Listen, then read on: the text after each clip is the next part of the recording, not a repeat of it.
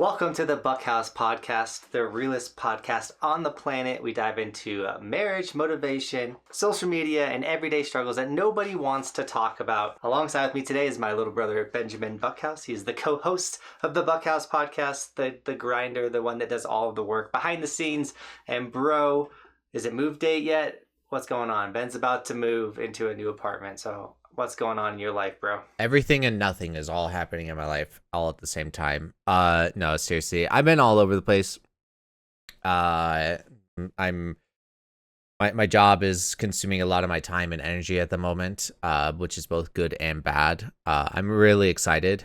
This week, the week that I'm currently in, I'm going through a training. So we have a corporate trainer, like that's her entire job is just to train people, and she's really impressive. Got to know a little bit more about her. She used to be a college coach, college basketball coach and recruiter. So she's really passionate about training and just getting people to the next level. So I'm going to take advantage of that. Like I'm going to make sure that I'm utilizing her as a tool, right? I'm taking this very seriously. If you guys don't know, my new job is a car salesman. Which is a very, I don't want to say difficult job. Like it is difficult, but it's also particularly difficult to start. There's a lot of turnover because people struggle with, like just the beginning portion of starting and building sales, building a pipeline of customers, getting more people in, things like that. But then also just doing well, because you don't just start and you're a pro at it or anything like that. So, I take a ton of notes. I bring a notepad so she's like gives us pieces of paper that I'm writing notes on. I also have my own notepad I'm writing notes on, and like no one else is. So I'm taking it very seriously. But on top of that, it's like, finish up a day and then I have to go back to work to finish up a sale that I was already working on. So it's not like I just do my training and go home for the day. Like I'm still nonstop running.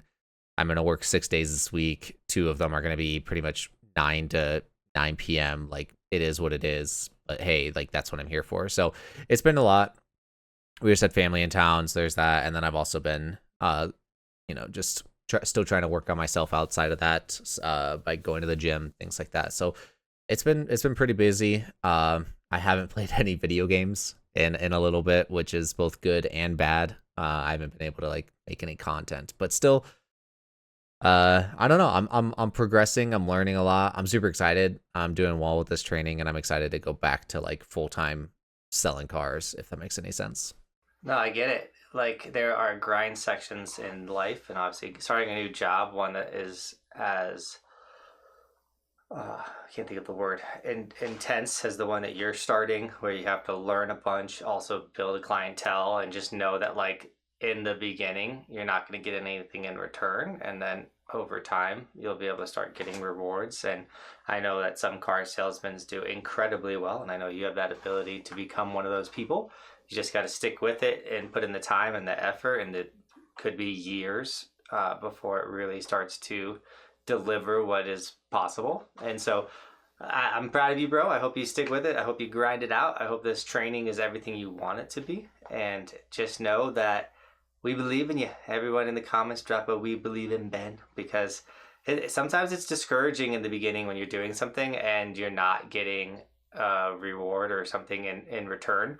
I know like when I started the YouTube channel, thankfully there was little gems and rewards, because we started making the YouTube channel before Adpocalypse, meaning that if you made a YouTube account and you uploaded videos, you could make money right away. And so after the Adpocalypse, they made it to where you had to have 1,000 subscribers, 10,000 watch hours. Same thing with like Instagram and TikTok. They all have this threshold that you have to hit before you can make money. And so when you first start posting content and trying to become an influencer or whatever, there's this like long, daunting period where like you don't get paid for all this work that you're doing. But if you stick with it and you grow and eventually do build an audience, all of a sudden, like once you hit that threshold, you can start making money, and then you finally get that reward. But sometimes you gotta pay to play. You gotta put in some free work in order to get the big reward. 100%. And I want to dive into this a little bit, but I'm gonna break it down in a couple parts. So for starters, putting in the work like pretty much free work and not getting the rewards. Yes. So being a car salesman, your paycheck, let me word this properly because apparently I didn't in the last episode, but the paycheck is 100% commission, meaning you don't get paid an hourly wage or anything like that. So that does add stress and it does add competitiveness because you have to, sell to survive essentially in this world. So, but for me, what they do, pretty much most dealerships do this. For the first 3 months, you get a guarantee, but it's literally below minimum wage. So I'm guaranteed to make that amount. But the positive thing is that if I sell more like if I make enough commission that surpasses that guarantee, I make more than, like, I'll get that money. So let's just say that the commission, the guarantee is $1,000 a month. It's not, but let's just say it's $1,000 a month. Well, I sell $5,000 worth of commission. I get paid $5,000, and that 1,000 just doesn't even exist anymore. It's not like added on top. Yeah, it's not added on top or anything like that. It's more so that it just replaces it. But so there's a lot of motivation to sell for me right now because it's like, number one, I want to make more than minimum wage, but also like I just want to make more money, right? So that's why I got the job. But where was I going at with it? Shoot. Well, it's just been interesting to like get into it and like learn about this, and they'll learn the ways of making commission and everything. So I want to make all that money, and it doesn't help when you are like, I'm spending a week primarily in training, so I don't really have that opportunity to sell. Now, I'm not using that as an excuse. I'm still going to try to sell enough to break that barrier, but like it's been all over the place. I'm really looking forward to essentially the month of August though. Your commission cycles are monthly, and the way that works is the more you sell in a month, the more money you make in general. So it's similar to YouTube views, where it's like if you were to get 1 million views overnight on a video, that makes more money than if that same video made 1 million views over a year. So if I sell 20 cars in a month, I will make more money in that month than if I sold 20 cars across a 3-month period, just based off of the way that the structure works. So, I'm still learning in July, things like that. I have this week of training, so like it is what it is. But like as I'm gonna finish July off super strong. I'm super excited for this weekend. I'm gonna kill it. And then next week, just gonna kill it. But then when August starts, like, I'm gonna make so much money in August. Like I'm saying it now. I'm gonna make so much money in August. I'm excited. How many cars a month does like the top salesman sell? So I've been listening to more podcasts and stuff. So it's pretty, from my understanding, it's pretty standard across the board, except for those like one-off people. And I'm gonna dive into this, but like the one-off people being like the Grant Cardones of this world, or like just the other super, like the more like people that become motivational speakers or even sales trainers and stuff. Like those people are selling the like upwards of 40 plus cars a month, which is super impressive, and I would love to do that. Now the way that my business works is so I work out of the used building for Ford. So I work for Phil Long Ford in Motor City. Phil Long is a big company. Go buy a car. Phil Long is a big company in Colorado and northern New Mexico. So if you've been here, you probably have seen their license plate covers, things like that, or even their dealerships. But anyways, so I work for Phil Long Ford in Motor City, and the way that works is, I work out of the used building, and then right next to us is the new building. So they primarily sell new cars, and then right next to us is the Lincoln building. If you don't know, Ford and Lincoln are the same company, but Lincoln is the luxury version of Ford. So, you'll see an Expedition and a Navigator. They're the same vehicle, except for the Navigator is a luxury vehicle. So it has better features, nicer leather, stuff like that. Anyways, I can sell any of those. And technically I work with all of those people, but we kind of are just separated in the buildings. So out of my building, there's a couple top salespeople, and they'll sell anywhere from like 13 to 18 cars a month. And same thing kind of with the guys next door. In the new building, they're also in that range, like 13 to 20 in there. And then over at Lincoln, there's one person that can kind of sell in that 20 range as well. So like 20 is kind of the like, that's kind like 15 to 20 is kind of a top salesman. In a working month, if assuming you're working 5 days a week, stuff like that, you're essentially selling a car a day, that type of stuff. So those people that are selling 40 cars in a month, they're selling like 2 cars a day, which is, if you guys have ever bought a car, that can be a very time consuming process, right? So the people that are selling that many, they're nonstop working, because not only are they spending a lot of time with customers, but also they're making phone calls, making social media posts, stuff like that. So, yeah. It's a lot, bro. I believe in you. It's where my mind goes. It's the to become that 40 car a month person, like you just said at your last sentence. Like, what is the extra you're doing? So obviously you sell 1 car in the beginning half of the day, and then you're probably selling 1 in the afternoon. But in that in between time, or every moment in between, they're probably calling all of their leads, emailing all of their leads, texting all of their leads, making more posts to get more leads. They're just like, what's the extra thing I can do to make that extra sale? And so, yeah, really diving into sales. Like you said, you've been listening to podcasts. I'm sure reading books on it is a great one. Grant Cardone was a car salesman, so he's a great person to dive into and learn from. We just read his 10X book. So it's definitely possible to become a 40 car a month person. It might take that time, to build that clientele and all that type of stuff. And then finding like the new age way of reaching out to people and getting them the purchase. Because I know, like, as a customer, I'm very bad of like, hey, I'd love to buy this camper. And I'd like look into like upgrading our camper, and then the sales guy's like, sweet, and then they just like hit me up and I ignore them, hit me up and then I ignore them. So like you gotta also have like tough skin to like be ignored, because like I know I'm the type of person that like, if I'm not getting the deal I want and you're not really like, and I know you're not gonna give me the deal, I'm just not gonna reply back to you. Yeah. I'm trying to approach it with a really positive mindset, which is kind of what I also want to talk about going into this episode. But no, right now I don't have a lot of options for leads because I'm just starting, right? A lot of the people I work with, they're calling people that they talked to a couple months ago, where it's like, hey, I'm really looking for this particular vehicle. I want this.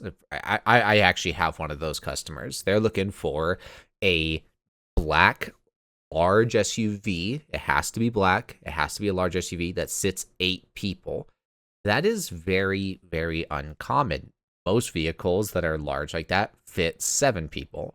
So to find a vehicle that fits 8 is already really uncommon. To then also find it that in a black coloring that then also fits the price range and mileage that he's hoping for, you're looking for a needle in a haystack, right? So, but when you do find that vehicle, you're like, you call that person, hey, I have the car for you. You have to come check it out right now, right? So a lot of my colleagues have those people. I don't. So what I'm doing is I'm given a list of names, and it's like, hey, these people might want to buy cars. So I'm just calling them and be like, hey, this is Buck over at Phil Ford Motor City. Just seeing if you're interested in trading your vehicle, blah, blah, whatever it may be, right? Like, of course, I have more enthusiasm and have a different version of that. But what I'm getting at is, I liked your enthusiasm. You had me sold. Yeah. But anyway, so I'm just like cold calling these people, right? It's very demotivating to do it, to be honest, because I would say 9 out of the 10 of my calls are voicemails. And like it is what it is. And like I'm most likely not gonna get a call back, but like, hey, it is what it is. It's all in. And your approach when you get their voicemail, it's like, hey Tammy, this is Buck at Phil Long Ford. I know you hate your car and you want to upgrade that thing. You know how that stuff's not working in it and it's bugging you? well, come get it replaced. Come get it fixed. We have a bunch of basically brand new vehicles ready for you on the lot. You don't like the color of your car? Don't worry, we have every color available. I'm here to help you turn that frown upside down. Come get a new vehicle at Phil Long Ford. I mean, I'll try it. I'll try anything at this point. But dude, try that.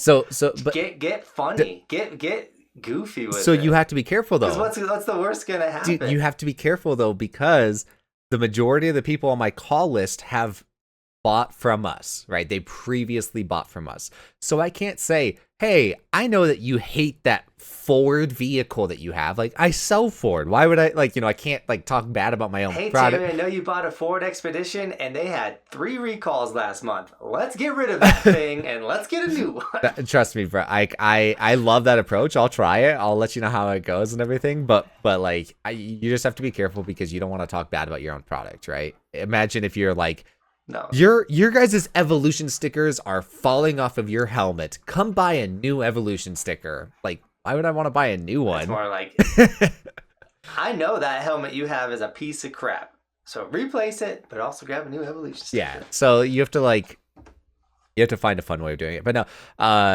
it's very interesting. Hold on. Go ahead. The social media, how to get new clients.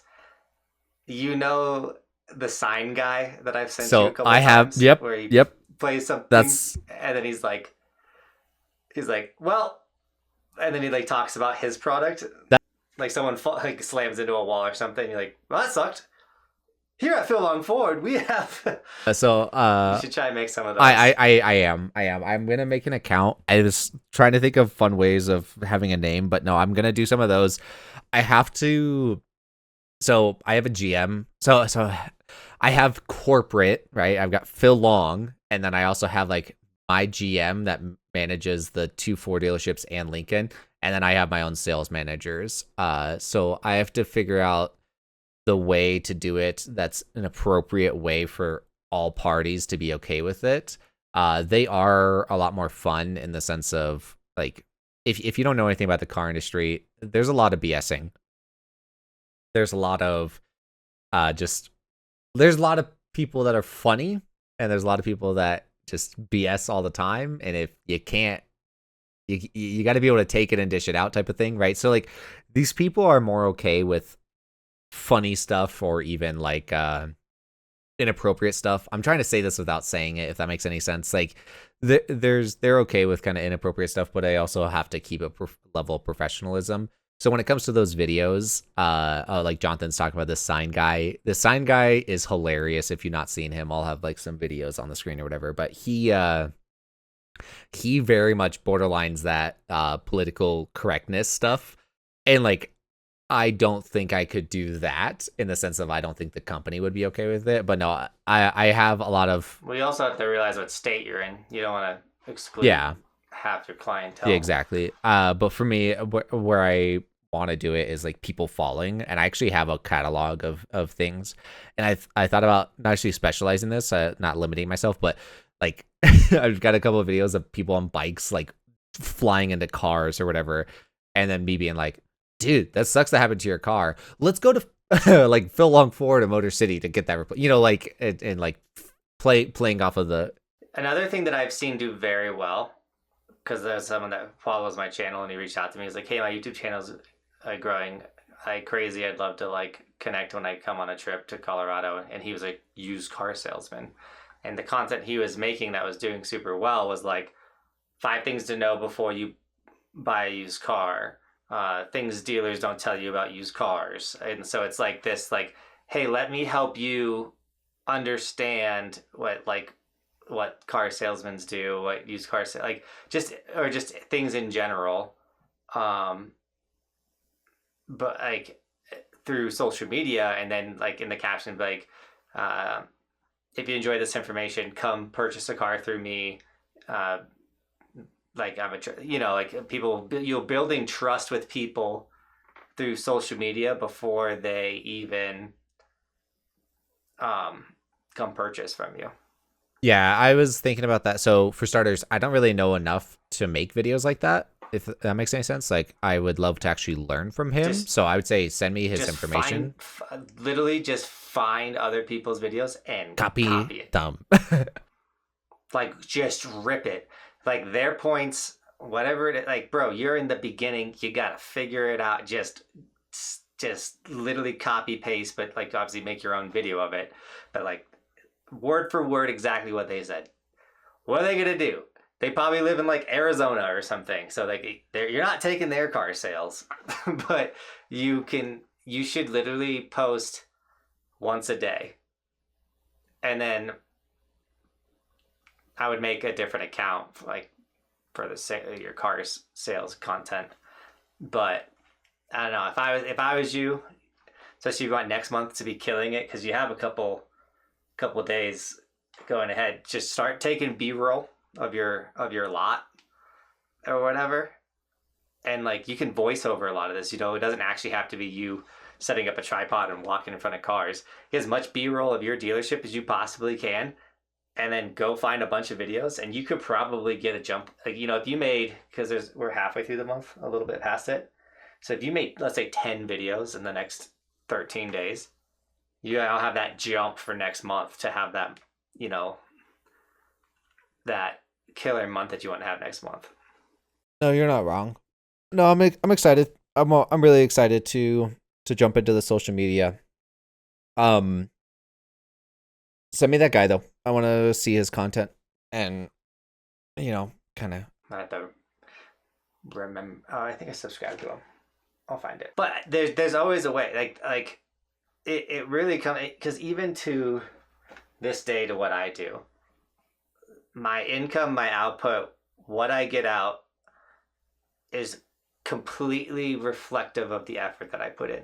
So sometimes like I get so mad at myself because the effort that I'm putting in is minimum. So I'm just making sure I get my 1 to 2 posts done a day.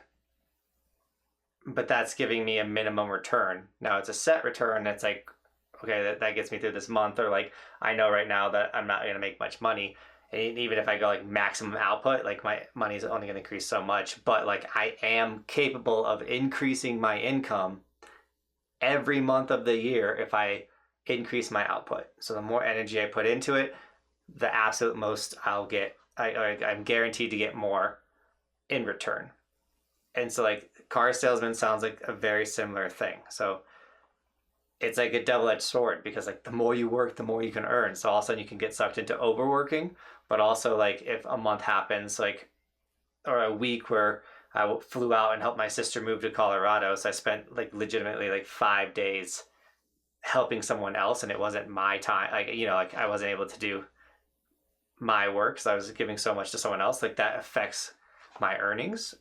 But like, you know, so it's like, it's a give and take. Yeah, one of our top salesmen, he's from Belarus, over in Europe, and every like 3 months he flies out there to go see family. But he's also a top salesman, so he's making his money, still has his clientele, still doing well, and like they're not, like, obviously they would prefer if he was still in Colorado making sales, but at the same time, like, they treat him well because that he's a top salesman, you know? So it's one of those, like, if you work hard, you can play hard type of thing, right? If you put in the work, yes, he probably makes less money. He obviously makes less money during the months that he's gone, but then also maybe the month to follow, because he's kind of trying to rebuild some clientele or whatever. But yeah, it's like it's one of those, he's able to play hard, he's able to take that trip and vacation or whatever because he works so hard around that. And so yeah, I'm excited. I'm expecting to work a lot. It's just one of those like ways to make a lot of money as fast as possible. So that's what I'm looking for. But what I wanted to dive into next, and see, I don't know if you can relate to this as well, bro. So this is one thing I would love to talk about. But I would say that overall my confidence level was pretty high for quite some time, but a lot of things happened to where my confidence level just in general dropped. And I think I'm getting out of that rut, but I was kind of curious on how you felt about this in this conversation, and hopefully our audience can relate to this. But I was struggling with the start of the car sales, because I'm not upset about this, but they just like throw you in with the wolves type of thing, right? They don't do necessarily a lot of training. They try to, but they also are just like, hey, shadow these people the best you can. You're gonna eventually go to this training, the training that I'm currently in, and like that's when you're gonna start figuring more stuff out, right? So, anyways, it was difficult in the sense that like I was thrown in with the wolves. I'm like making some sales, but I'm also like messing up a lot, and like I can see that I'm visibly like annoying some of my colleagues or even my managers because I'm making these mistakes.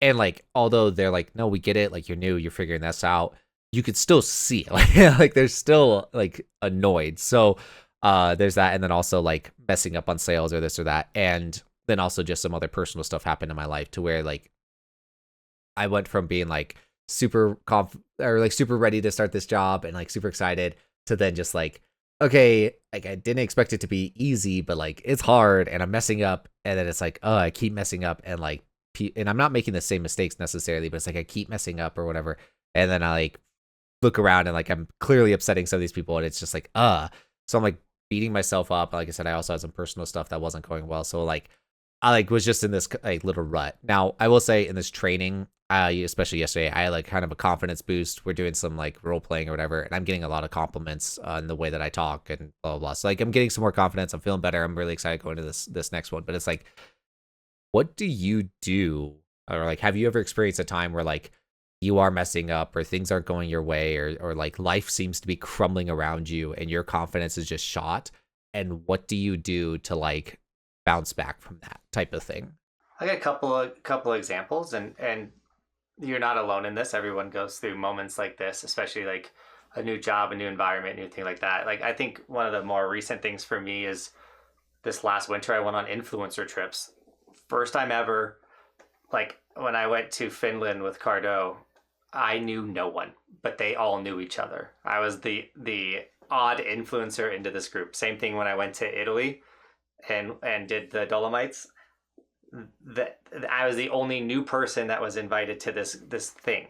And so not only is it like I have no connection with any of you guys, but I have to film my content, which if you've ever filmed content in public or in an environment that you're not comfortable in, it's a little awkward to be talking and to have your camera voice and stuff, your confidence around people that don't know what you're doing. And so definitely like, here it's a 5-day trip. I'm a little like awkward on day one. I try to like get away from the group and do my thing. But then as you're around those people and as you just like, hey guys, I'm gonna do this real quick. Sorry. As you do that once and it's awkward, the next time it becomes a little easier and a little easier and a little easier. And so yeah, like when it comes to new coworkers or new people, they might be at first be like, this guy's so annoying, or like he always asks questions, but all of a sudden, as long as you're not asking like the same question again and again and again and again, and they're like, dude, I told you like 6 times like how to do that, then and you're putting in the work and you're making sure when they tell you something you've learned it, like all of a sudden they're like, oh dang, like look at him go, like that was awesome. And he did ask a lot of questions in the beginning, but like he learned. And so there's that. And then like another example for me right now is like we're really trying to purchase a home, and that is a very embarrassing and very hard situation to be in when it's like, hey, I make all this money, but like my tax return came in super low because my CPA does this thing, and like we're just not claiming a ton of money because we're business owners, we have a lot of write-offs. Like owning your own business is very hard because you're not actually getting like W-2 taxed. It's all 1099 work, so you pay your taxes later, and so like you're able to have a lot of write-offs like vehicles, cars, portions of your house, things like that. So by the time you do taxes, it's like, hey, I didn't make any money. And then you're going into these banks and things. Like literally I went into 2 banks yesterday and I'm like, this is how much money I make, and it looks like I made literally $2 an hour or something. And it's like, I make more money than this. I promise I do. Can we go off bank statements and like all kinds of stuff? So like It's super awkward and embarrassing, but I will say in this house purchasing process, the more people I've talked to, the more I've dove into my finances and been like, oh, dang, like I actually do have the 20% down payment. I really do have that. It's just like you build confidence with everything that you learned through the process. And it's just one of those things where it's like ripping the Band-Aid off. It's just, yeah, it was awkward in the beginning going and talking to people. Yeah, it was awkward trying to like log into all of my financial banks, like 401ks and things that I've invested in throughout my early years, and be like, okay, well, I haven't like looked at my Fidelity account in 10 years and I literally have no idea how to log into this thing. Now you're talking to customer support and they're like, how do you not know this information? I'm like, I don't know when I worked for this company. I forgot. Like, so it's just, you just gotta keep showing up the next day. No matter how embarrassing the prior day was, just show up again the next day. And people have a very short memory. And I promise you, the only person that's thinking about you the most is you.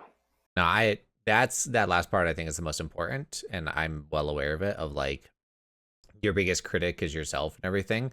And that's like kind of where I would say I'm like struggling the most is I know that my managers get frustrated, but they also are like they've seen this a lot. So I talked about it earlier that the beginning of car sales is difficult and everything, and there's a high turnaround because a lot of people go in with blind confidence and then they're like, oh, I'm gonna do well, and then they like see how difficult it is, and then they kind of go into the cycle that I guess I'm in, which is not promising, but but anyways, they go into the cycle that I'm in, they don't do so as well, or they're also not putting in the work, and then all of a sudden they're like, hey, this isn't working, like I can't just live off of this commission I'm making, and so then they leave. So there's a high turnaround. So it's not that my managers have seen this before. It's not like this is new to them or anything like that. So although they are kind of getting frustrated, I'm sure that they also genuinely are like, we get it. Like, you are new and you're learning. Like, it is frustrating in the moment, but we're not like frustrated with you. It's just like more so like we're just, we're frustrated with new people, period. Like, it's not, don't take it personally type of thing. Well, I'm sure it's they want to see the proof in the pudding type thing. So like, they're not going to give much to you or care much about you until they know you're going to be sticking around. I had the same thing at Target when I'd have employees, because when I was the manager at Target, turnaround was insane. And a lot of times I could tell, like, especially by like my 5th year at Target, I'd be like, oh, this person's going to quit like this week. Like, they are not, like, they just got hired. I guarantee they're going to no call, no show in 3 days and never come back. And they would do it all the time. So when you would get that person, you would immediately be like, okay, I'm done. Like, I'm not going to help this person anymore. I'm not going to waste my time and energy. I'm not afraid of leaving at all. Like, I really am not. Like, I'm going to stick through this, and I would say I've got more confidence and more positive outlook than your average person going into this. Like, I'm really excited. And I also think about it like, for renting cars, the turnover was very high for multiple reasons. When I was renting cars for Avis Budget, once again, another commission-based job. So there was an hourly wage. It was very low, but the majority of money came from commission, right? So if you weren't making commission, which is its own beast, you weren't making a lot of money. The other thing, though, is that you had to learn a whole new computer system. The computers that you use were from, like, I'm not even exaggerating, like 1995. And they were working off of a system called DOS. And so you essentially were programming. Like, I literally, like, you wouldn't use a mouse or anything like that. You'd be using like arrows and enters and tabs and this and that, and like just going around the screen. And if you don't know this code to type in here, it doesn't really work out right. Or if you misplace this, it messes up the whole system, right? So with that being said, like, I had to learn how to program a computer, essentially. Like, it's a whole new system. And then you're also learning about the business itself. And then you also have one of the most difficult jobs when it comes to customer service. People cuss at you all the time because they're not getting what they want, or they only came with a debit card, and that's a whole other mess. And so you can't give them the vehicle that they requested, this and that. So anyways, you get cussed out a lot. There's a lot of angry people. The turnover is extremely high there. And I figured it out. Right. And I made it past it. So not worried about this at all. I know I'm gonna figure this out.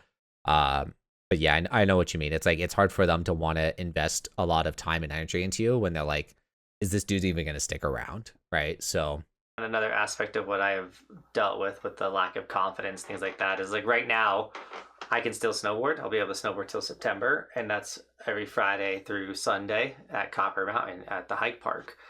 Well, Copper Mountain's typically where I get the most amount of hate.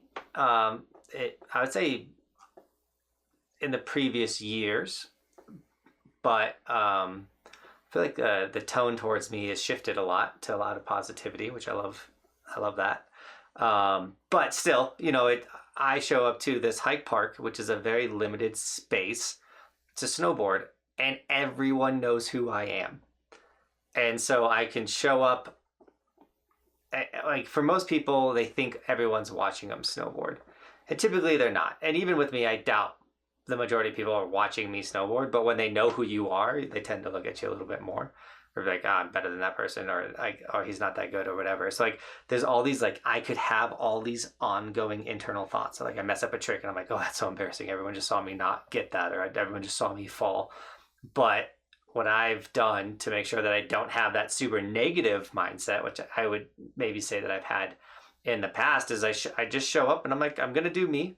I'm gonna make my videos. I'm gonna be nice to everyone. I'm gonna say hi to everyone. I'm going to be smiling and complimenting everyone, so that anyone in this park will be like, oh, that Johnathan Buckhouse came up and just said like what I did was sick, and instead of me just internalizing and being like, okay, I need to put a show on for everybody. It's like, I'm just here to do me, but I'm here to like stoke everyone out. that's a really good alternative, bro. Of like just It's a really good alternative of just putting more good out there than bad, and like not actually making it about yourself, but instead making it to like just being a positive vibe to the experience. You may approach somebody that doesn't know who you are, doesn't even care who you are, or doesn't even like you, and just being like, hey, that was sick or whatever. Like, that does turn the vibe around and everything, and it could make it to where they probably, I wouldn't say they may look at you more, but it's more so like they're focused on like, oh dang, that like he thought what I did was cool, okay, and like that's just what they're focused on now. So that's a good positive shift. Something that is super toxic for myself. So once again, like I'm like, I wouldn't say spiraling, but like there's just been a lot of things going on in my life that I don't want to get into at the moment or anything. But so like on top of work being kind of all over the place, I also have been getting back into the gym, and as I was saying in previous episodes, I started going to a new gym. It's called Vasa. I was going to Planet Fitness for a while. Vasa is a much more like meathead type gym. Like there's a lot more just bigger people that take it working out a lot more seriously because the gym is overall more quote unquote serious than Planet Fitness, stuff like that. So I've been like, as my confidence has been kind of going down because of XYZ, I also been going to the gym, and I can't help it but comparing myself, which comparison is the thief of joy. If you're comparing yourself, it's such a toxic thing. But once again, like I'm calling myself out here, like, it's hard for me not to go, to the bench press or whatever, and I look around and everyone's doing way more weight than me, and I'm like, like I'm so weak or whatever it might be. And I'm giving myself grace in the sense it's like I've been inconsistent in the gym, so I need to get back to consistency to be able to start building up that weight more and everything. But dude, like I'll go, and I was going with my glasses on for a little bit so I could see the workout equipment as I'm learning and everything. And I'm like, I can't do that anymore. Like I have to take my glasses off so I can't physically see people. Like I can't do it. And I'll like literally be working out pretty much with my eyes closed because I'm just like, I don't want to think about anything around me. I don't want to look at people. I don't want anything. And it's just been like this super crazy thing. But yeah, it's been all over the place. So when it comes to like the snowboarding part, like 100%, you think that everyone's judging you, you think that everyone's watching you, but in reality, you're probably beating yourself up more than they even care about you. They probably don't even notice you. So you got to focus on micro wins, bro, like to build your confidence up. So like I do it on a daily basis when it comes to snowboarding. Is like, okay, like I want to have a good day on snow. It's hard to have a good day on snow consistently. Well, how I'm able to obtain it, and I've learned it over the years, because remember, we would go out and we'd have like a really bad day on snow, especially when you're snowboarding like a ton of days in a row. All of a sudden it's cold, you're not feeling it, you fell. Like there's a lot of things that can cause you to have a bad day. So what I do in order to build a great day, and you could do the same thing in the gym, is micro wins. First off, you do need to focus on just you. So like don't care. Like obviously there's stronger people than you. Like for me, obviously there's better snowboarders. There is going to be better kids at age 10 than I am at snowboarding. That is a reality. I didn't grow up in the mountains. My parents didn't fund my snowboard experience. I didn't get to go to High Cascade. There is a unlimited amount of things why someone is better than me. So I just know that there's better people than me, but I'm going to focus on me. Okay, so I'm going to show up and I want to have the best day possible. Well, I know if I try and go do the hardest trick I can do right off the bat, I'm going to fail. So I'm going to start with very simple. Okay, I'm just going to try and like get a quick little 50-50 through all of these. And then if I can get a 50-50 through all of them, it's like sick. Okay, now I'm going to ramp up 2 of the rails out of the 3. So I'm going to board slide the first one, 50-50 the second one, and I'm going to do a 50-50 180 off the next one. And so all of a sudden the first 5 lines I did were just these micro increases of difficulty to build my confidence, to get me into a flow state. And then once I'm really starting to feel it, it's like, okay, now I'm going to go for like a cap 270 on pullback. I'm going to do a board 2-7. Like I'm going to do a backboard pretzel. Like I just like ramp up the challenges. And then I like to pick a feature where it's like, okay, I'm going to focus now on this feature only and how many hard tricks I can do on just this feature, and not try to do all the like 7 hard tricks in a row type thing. And so it's building micro wins in order to have a great day. Then all of a sudden it's like, cool, I left the hike park with 2 new tricks that I've never ever done before. I had a killer day. And so in the gym, even if it's like you benched 2 more pounds than you were benching last week, that's a win. And you might look silly putting a 2-pound plate on your bench. I don't care what people think about you. Like you're working, like you're increasing. They were all at your level at some point. And another thing that I've been doing, at least, and this is kind of unique for me, my aspect, but like I show up with like what I need to do to win the day, and I try and knock it out right off the bat. So like there's the little viral boat kid. I don't know if you've seen it, the aura farming kid that's standing on the front of the boat 4 million dancing. views on TikTok. Yeah. I got 4 million views on TikTok, almost 1 million on Instagram. Like I showed up and that was the first thing I did that day. It took probably like 17 attempts to get the like, probably still could have been a little better. But hey, 4 million views. Like in total, like if across all platforms, it got like a little over 5 million right now. So it's like that was like the first thing I did during the day, and then I won the day. Like literally anything after that is bonus. And so same thing with last day at the hike park, which I only got 1 day because mom was in town and we were doing a whole bunch of family stuff. So I went riding on Sunday. And I had a feeling like I wasn't going to have a very strong day snowboarding. So like when I showed up, I filmed a how to rock to fakie video for long form, which I can also make it into short form. But that was the first, like I made sure I was going to win that day by having something that like I didn't have to snowboard at my highest potential to win the day. So once I made that rock to fakie video, I honestly had like a pretty day of snowboarding, but the day was won. I made something that I'm able to post in the winter that's going to generate income, that's going to help people become better snowboarders, that like I did my job. Yeah. I understand that, and I think it's trying to figure out a way to incorporate that into my life in the sense of what's a win I can make for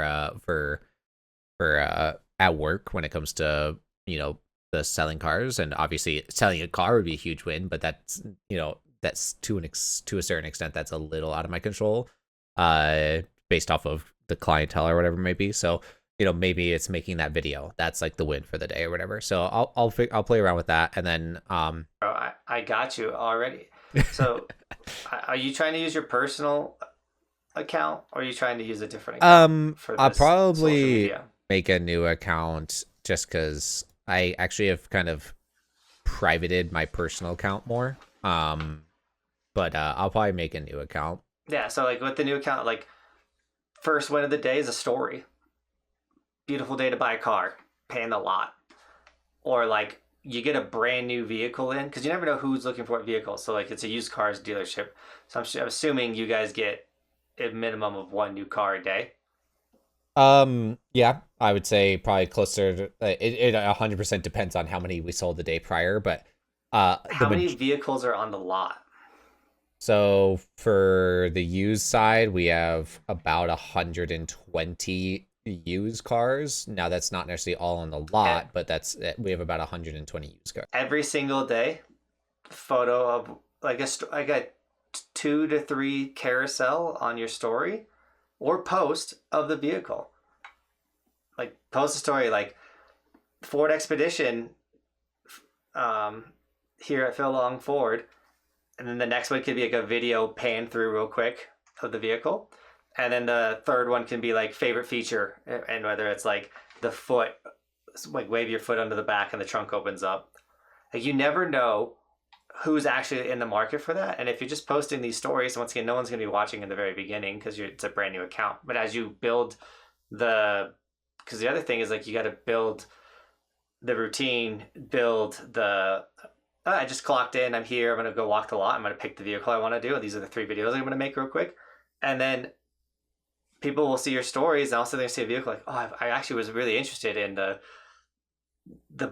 Baja or the Toyota FJ, and they have one, and so like you show it off, because I'm assuming you get cars that aren't just Fords there, but and that's your first win of the day, and that could lead to like 2 leads, 100%. So there's always something. And then, by the way, I just want you to know that going to the gym, period, is a win.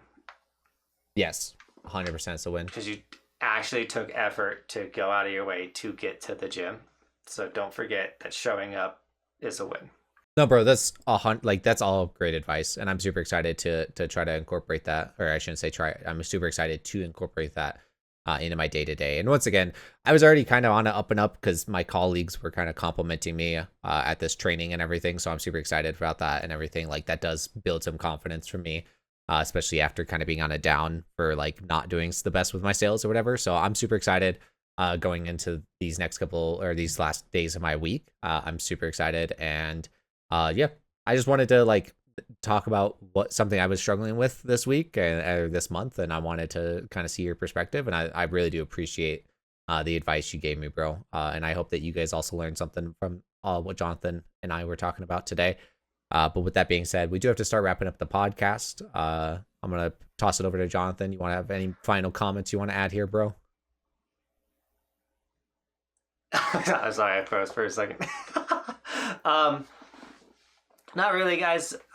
My encouragement is, in order to do extraordinary things or to have an extraordinary life, you have to be willing to do what others are unwilling to do.